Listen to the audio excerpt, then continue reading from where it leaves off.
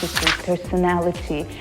Exactly the same. Imagine une salle de couture à Paris, l'air chargé de vapeur et d'épingles, les chuchotements des petites mains courant le long d'un ourlet comme une prière en fil invisible. Au centre, une silhouette se dresse, plus aiguisée qu'une lame de verre. Une nuque haute, un regard qui ne demande pas la lumière mais l'ordonne, et cette façon d'entrer dans une pièce comme on ouvre un livre rare. Elle vient de loin, d'un froid ancien et d'une discipline qui apprend au corps à tenir bon, à faire taire le bruit pour n'écouter que le rythme de sa propre démarche. On lui avait dit que la beauté était une langue étrangère. Elle en a fait une langue maternelle, celle qu'on comprend sans traduction, juste avec un souffle retenu, un pli parfait, une ombre bien posée. Les podiums parisiens l'ont adoptée comme on accueille l'étrangère qui sait mieux que quiconque le poids d'une robe et la gravité d'un silence. Elle n'a jamais été un vêtement pour les vêtements. Elle est la géométrie qui leur donne sens, l'angle net qui rend la couture vivante. Plus tard, on dira qu'elle a appris à conserver la beauté comme on préserve un secret, à collectionner les preuves que la mode peut être mémoire et vérité. Mais pour l'instant, il n'y a qu'une chose à voir, la seconde où elle tourne la tête et que le monde, docile, tourne avec elle. Tatiana Soroco est née loin des salons dorés de Paris, dans une petite ville de la Russie soviétique, à une époque où le mot mode semblait réservé aux vitrines verrouillées de l'Ouest. Sa famille vivait modestement dans un appartement étroit d'un immeuble de béton gris, avec des hivers si longs que la lumière du jour paraissait un luxe rare. Son père, ingénieur dans une usine métallurgique, incarnait la discipline et le devoir. Sa mère, institutrice, portait en elle une élégance discrète qui contrastait avec la rudesse ambiante. De cette enfance, Tatiana a hérité à la fois la rigueur des gestes bien faits et la sensibilité à la beauté, même dans les détails les plus simples. Un foulard coloré dans la neige, une dentelle ancienne cachée au fond d'une armoire. Enfant, elle se tenait toujours un peu à l'écart, observant plus qu'elle ne participait au jeu bruyant. Elle grandissait vite, trop vite, ce qui la rendait maladroite dans ses propres mouvements et la faisait remarquer dans les couloirs de l'école. On lui répétait que sa taille n'était pas féminine et que ses épaules étaient trop larges. Ces mots, qui auraient pu briser une autre adolescente, devinrent pour elle une armure silencieuse. Elle comprit tôt que la différence pouvait être une force à condition de savoir quand et comment l'utiliser. La maison familiale, bien qu'empreinte de chaleur humaine, portait les marques d'un régime qui contrôlait tout, les choix, les voyages, les rêves. La télévision diffusait des images soigneusement filtrées du monde extérieur, mais Tatiana savait lire entre les lignes. Lorsqu'elle tombait sur un magazine étranger, rare et précieux, elle étudiait chaque photo comme un document secret, apprenant inconsciemment les codes d'un univers qui semblait inaccessible. C'était son premier contact avec la haute couture. Des silhouettes irréelles figées dans un papier glacé, des noms qu'elle ne pouvait prononcer correctement mais qui résonnaient comme des sortilèges. Elle grandit au croisement de deux forces, le poids de la tradition soviétique et l'appel mystérieux d'un ailleurs qu'elle n'avait jamais vu. Sa mère, consciente de son esprit curieux, l'encourageait à lire, à apprendre des langues, à développer une culture générale solide. Son père, plus pragmatique, rêvait pour elle d'une carrière stable, médecine, ingénierie, peut-être l'enseignement. Mais Tatiana avait déjà compris qu'elle ne se contenterait pas d'une vie tracée à l'avance. Les années 80 apportèrent avec elles les premières fissures dans l'isolement soviétique. Les ondes radio diffusaient parfois de la musique occidentale, et les jeunes commençaient à expérimenter avec leur style, bricolant des imitations de vêtements vus dans des films importés au compte-gouttes. Tatiana, haute et mince, servait souvent de mannequin improvisé pour ses amis qui tentaient de reproduire des coupes audacieuses avec les moyens du bord. Sans le savoir, elle apprenait déjà à jouer avec les proportions, à comprendre comment un vêtement peut transformer celui qui le porte. Ce qui la distinguait des autres filles, ce n'était pas seulement son physique, mais son regard. Là où d'autres cherchaient à plaire, elle cherchait à comprendre pourquoi tel tissu tombait mieux sur un corps qu'un sur un autre, pourquoi certaines couleurs semblaient illuminer le visage tandis que d'autres l'éteignaient. Cette curiosité silencieuse allait devenir son arme la plus puissante. En 16 ans, un événement marqua un tournant discret mais décisif. Un photographe local, venu couvrir une cérémonie scolaire, la remarqua dans la foule. Intrigué par son port altier et sa photogénie naturelle, il lui proposa de poser pour quelques clichés artistiques, destinés à une exposition régionale. Tatiana accepta, plus par curiosité que par ambition. Quand elle vit les images développées, elle ne reconnut pas tout de suite la jeune fille qu'elle voyait chaque matin dans le miroir. Il y avait dans ces photos une maturité, une intensité que la vie quotidienne ne révélait pas. Elle comprit alors qu'il existait une version d'elle-même qui pouvait franchir les bondières invisibles de son univers. Pourtant, à ce stade, la mode restait un rêve lointain, presque irréel. Les conversations à la maison continuaient de tourner autour des études supérieures, des métiers respectables, des attentes sociales. Mais sous cette surface raisonnable, Tatiana entretenait une flamme discrète. Elle savait que sa vie ne se jouerait pas uniquement entre les murs familiers de son enfance. Dans ses carnets, elle griffonnait des silhouettes inspirées des magazines interdits, imaginant des tissus qu'elle n'avait jamais touchés et des défilés qu'elle n'avait jamais vus. Ce mélange de discipline héritée et de soif de liberté forgea son caractère. Une façade calme, presque distante, derrière laquelle bouillonnait une détermination inflexible.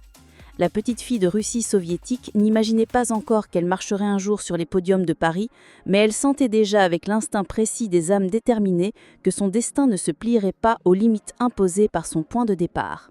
Le passage de l'ombre discrète d'une petite ville russe à la lumière des podiums internationaux ne s'est pas fait en un seul instant, mais tout a commencé par une suite de coïncidences si précises qu'elles semblaient orchestrées par le destin. Tatiana Soroko avait 17 ans lorsqu'elle se rendit à Moscou pour la première fois seule, afin de participer à une compétition académique. Elle n'avait pas d'autre ambition que de gagner un prix scolaire qui pourrait faciliter son entrée à l'université. Mais dans le hall de l'hôtel où logeaient les participants, un homme s'approcha d'elle. Il était élégant, vêtu d'un costume occidental rare dans la Russie de l'époque, et se présenta comme un agent à la recherche de nouveaux visages pour un projet de mode en pleine ouverture du pays. Au début, Tatiana pensait à une plaisanterie. Dans sa ville natale, la mode était un mot étranger, presque suspect, associé à la frivolité. Mais cet homme lui parla avec une précision professionnelle. Il connaissait ses mensurations exactes au premier coup d'œil, évoqua des noms de créateurs qu'elle n'avait vus qu'en caractères illisibles dans les magazines étrangers et lui proposa un rendez-vous dans un studio photo réputé de Moscou. Intriguée, elle accepta, bien que la prudence inculquée par ses parents lui dictât de rester méfiante. Le lendemain, elle entra pour la première fois dans un studio de photographie professionnelle. L'odeur des projecteurs chauffés, le murmure des assistants, la musique occidentale en fond sonore, tout était nouveau, presque irréel. Le photographe, un vétéran ayant travaillé à l'étranger, fut immédiatement frappé par son port altier et cette manière de tenir son regard face à l'objectif, sans agressivité mais avec une assurance rare. Les premières images en noir et blanc capturèrent une intensité presque cinématographique. Ces clichés allaient devenir son passeport vers un monde qu'elle n'osait encore nommer. De retour chez elle, Tatiana dut affronter la réaction de sa famille.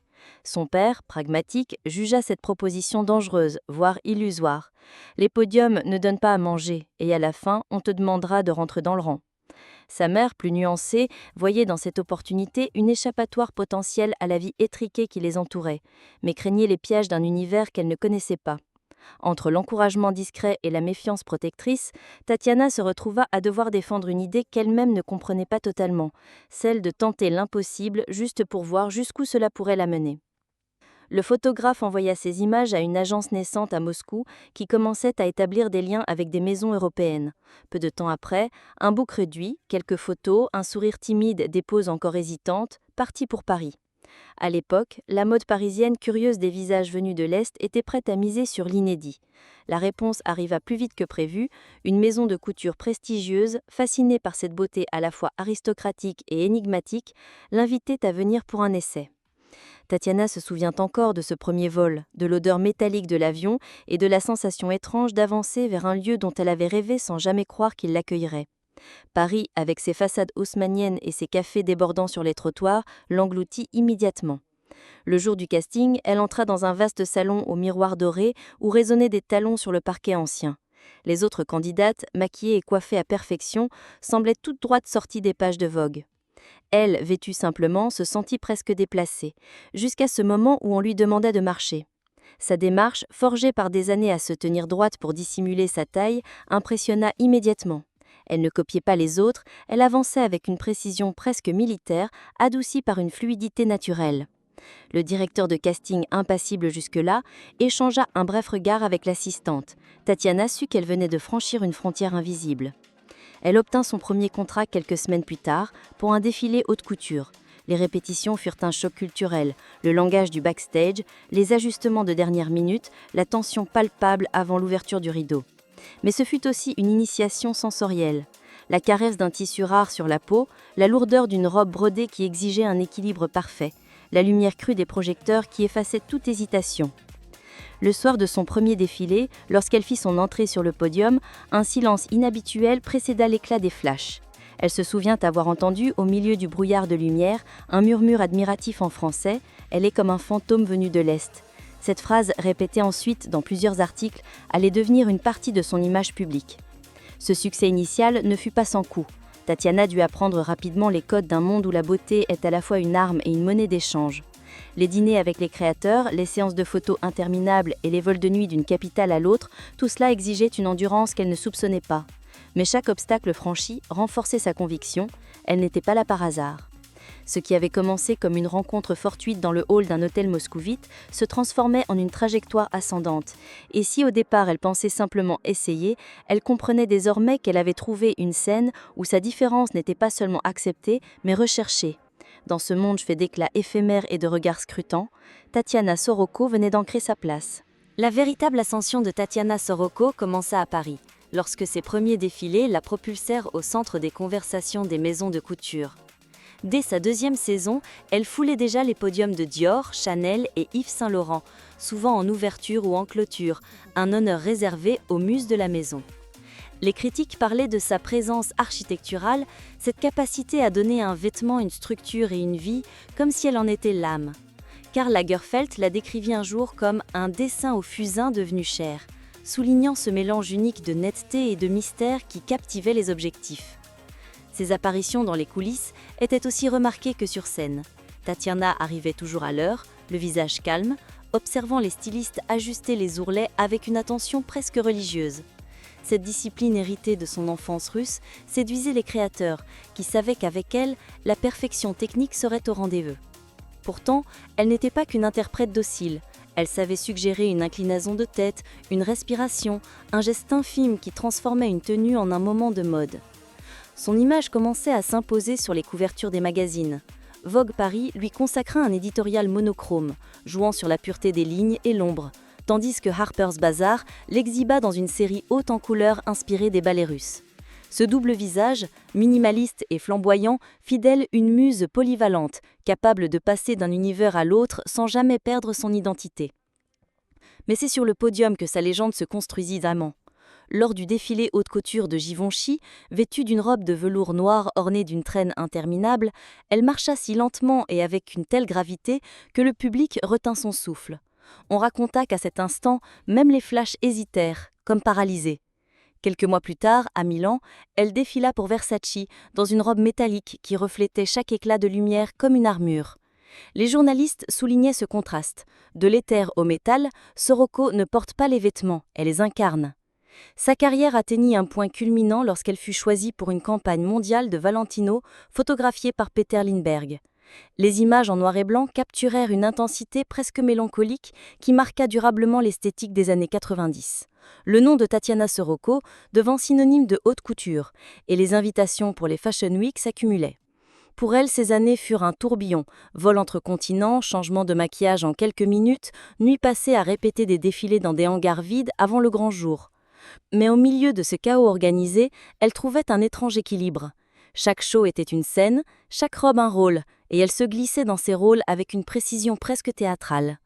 Cette période scella définitivement sa place dans le panthéon des mannequins haute couture. Elle n'était plus la jeune fille hésitante venue de Russie, mais une figure incontournable, capable d'influencer les tendances par sa seule manière de marcher. Paris l'avait adoptée et le monde entier suivait son pas. À mesure que sa notoriété grandissait, Tatiana Soroco comprit que la longévité dans la mode ne se gagnait pas seulement par la beauté ou la discipline, mais par la capacité à dire non au moment où tout le monde attend un oui. Dans un milieu où les mannequins acceptaient souvent des compromis pour rester sur le devant de la scène, elle décida de tracer sa propre ligne rouge. L'un de ses premiers gestes forts fut de refuser un contrat publicitaire lucratif avec une marque de cosmétiques qui exigeait qu'elle éclaircisse légèrement ses cheveux et modifier la forme de ses sourcils pour correspondre à une image jugée plus commerciale. Pour Tatiana, cette demande revenait à gommer une partie de son identité visuelle, ce mélange de froideur aristocratique et de douceur inattendue qui faisait sa signature. Les agences tentèrent de la convaincre, argumentant que cela ouvrirait la porte à d'autres campagnes. Mais elle resta inflexible. Ce refus, loin de lui nuire, renforça son image d'icône intègre aux yeux des créateurs haute couture, qui voyaient en elle une gardienne de l'authenticité. Elle s'opposa également à certaines pratiques du milieu, notamment les castings où l'on choisissait les mannequins selon des critères physiques extrêmes, parfois au détriment de leur santé. Lors d'une interview pour un magazine parisien, elle déclara « Un vêtement est plus beau sur un corps qui respire, pas sur une silhouette affamée ». Cette phrase, reprise dans plusieurs publications, fit d'elle une voix respectée dans un secteur rarement tendre avec ses propres muses. Sa résistance ne s'arrêtait pas au plateau de défilé. Dans le monde feutré des dîners mondains, elle refusait systématiquement de se prêter à des alliances opportunistes. On lui proposa plus d'une fois de devenir l'égérie de certains hommes d'affaires influents, promesse d'une vie luxueuse sans fin. Elle choisit de rester indépendante, vivant de son travail et de ses choix artistiques, même si cela signifiait renoncer à certaines facilités. L'épisode qui marqua le plus sa réputation survint lors d'un défilé à New York. Un créateur, connu pour ses shows spectaculaires, avait imaginé une mise en scène où les mannequins devaient porter des accessoires en plumes rares, issus d'espèces protégées. Tatiana, informée en dernière minute, alla le trouver en coulisses et expliqua calmement qu'elle ne défilerait pas ainsi. La tension monta, les minutes s'égrenaient avant l'ouverture du rideau, mais elle tint bon. Finalement, le créateur céda et remplaçait les accessoires pour toutes les mannequins, craignant le scandale. Cet acte, fidèle aux yeux de beaucoup, une femme capable de défendre ses convictions, même au prix d'un contrat. Sa force résidait dans un paradoxe. Elle incarnait la grâce absolue sur le podium, mais ne craignait pas la confrontation en coulisses. Les jeunes mannequins venaient souvent lui demander conseil. Elle leur répétait « Apprenez à marcher pour vous-même avant de marcher pour les autres ». Cette philosophie, simple mais rare, expliquait pourquoi elle demeurait une référence même après des années d'exposition. En refusant de se plier aux pressions uniformisantes, Tatiana Soroco ne s'était pas seulement protégée. Elle avait contribué à élargir l'espace de liberté pour toutes celles qui viendraient après elle. Et dans un monde où on oublie vite les visages, cette capacité à imposer ses propres règles allait devenir sa véritable signature. Après plus d'une décennie de règne discret, mais incontesté sur les podiums, Tatiana Soroco se retrouva face à un mur qu'aucune grâce ni discipline ne pouvait franchir. Tout commença par un accident anodin en apparence. Lors d'un essayage pour une collection haute couture à Rome, une couture mal fixée la fit trébucher et chuter lourdement. La blessure à la cheville, d'abord jugée bénigne, s'avéra plus sérieuse. Les médecins parlaient de microfractures, de rééducation longue et surtout du risque de perdre cette fluidité parfaite qui avait fait sa signature. La convalescence fut un choc. Pour la première fois depuis ses débuts, elle manqua une saison entière de défilés. Les magazines, si prompts à s'approprier son image, passaient rapidement à de nouveaux visages. Les jeunes mannequins d'Europe de l'Est, inspirés par son parcours, prenaient désormais sa place sur les podiums. Tatiana, qui avait toujours contrôlé son image, découvrit le goût amer de l'invisibilité. À cette épreuve physique s'ajouta une tempête personnelle. Son mariage avec un photographe américain, relation qui avait longtemps semblé être un partenariat créatif solide, se désagrégea sous le poids des absences, des voyages séparés et de visions de vie divergentes. La séparation, largement relayée par la presse de mode, exposa une facette plus vulnérable de la mannequin, que peu avaient soupçonné derrière son port altier. Certains journalistes spéculèrent sur un retour triomphal, mais Tatiana choisit le silence. Elle refusa les interviews, déclinant même les propositions de photos nostalgiques censées célébrer sa carrière. Ce retrait volontaire, dans un milieu obsédé par la visibilité, fut interprété comme une disparition pure et simple. Les rumeurs allèrent bon train. Certains parlaient d'un exil volontaire dans le sud de la France, d'autres d'un retour en Russie pour s'occuper d'un parent malade. En réalité, elle passait ses journées entre rééducation et lecture, observant de loin un univers qui changeait à une vitesse vertigineuse. Les podiums étaient envahis par des tendances plus streetwear, les campagnes misant sur des visages plus jeunes, parfois choisis pour leur nombre d'abonnés sur les réseaux sociaux plutôt que pour leur démarche. Tatiana savait que ce monde n'était plus tout à fait le sien. Son dernier véritable apparition publique eut lieu lors d'un gala caritatif à Paris. Vêtue d'une robe longue d'un bleu profond, marchant avec une canne discrète, elle fut accueillie par une ovation spontanée. Mais au lieu d'annoncer un retour, elle sourit, simplement, salua, et quitta la scène comme elle y était entrée, avec une élégance inébranlable. Après cela, le rideau se referma définitivement sur la figure de Tatiana Soroco dans la sphère publique. Le nom de Tatiana Soroco ne résonne plus dans les calendriers officiels des Fashion Week, mais son ombre plane toujours sur les podiums comme une empreinte subtile que le temps ne sait pas effacer. Elle n'a jamais publié de mémoire, n'a jamais cherché à raconter sa version des faits dans les talk-shows ou sur les réseaux sociaux. Son héritage se transmet autrement, dans la mémoire des créateurs qui ont dessiné pour elle, des photographes qui ont capté ses gestes rares et des jeunes mannequins qui se souviennent de ses conseils chuchotés en coulisses. Ce qui reste, ce n'est pas seulement son image figée sur du papier glacé, mais une certaine idée de l'intégrité dans un milieu où tout peut se vendre. Elle a prouvé qu'une carrière pouvait être bâtie sur la fidélité à soi-même, que dire non pouvait parfois ouvrir plus de portes qu'un oui calculé. Dans un univers qui aime réinventer ses icônes, elle demeure une figure que l'on cite avec respect, souvent à mi-voix, comme un secret bien gardé.